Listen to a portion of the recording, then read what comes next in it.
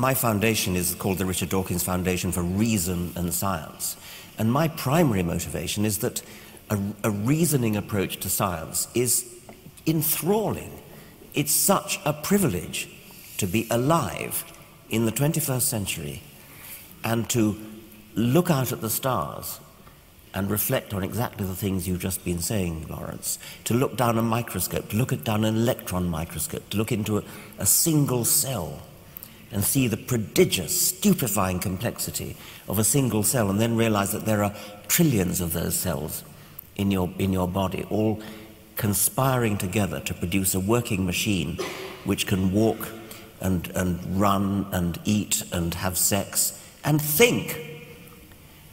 reflect, understand why we exist, understand where we came from, understand where the universe came from, understand the magnificent fact that it could all have come from nothing and built up from nothing into galaxies, into stars,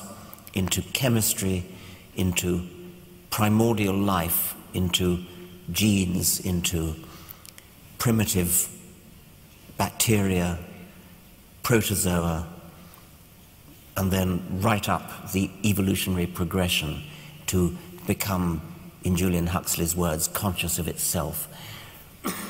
What a privilege it is for each one of us to have in our heads an organ which is capable of comprehending that, of constructing a model of the universe inside our heads. It is sad that that model will die when our brain dies. But my goodness, what a privilege it is before we do die to have been able to construct that model in our heads and to understand why we were ever born in the first place. Perhaps the most exciting part, I'm sure for both you and I hope for those of you who are students in the audience, is that we don't know all the answers. And that's the other,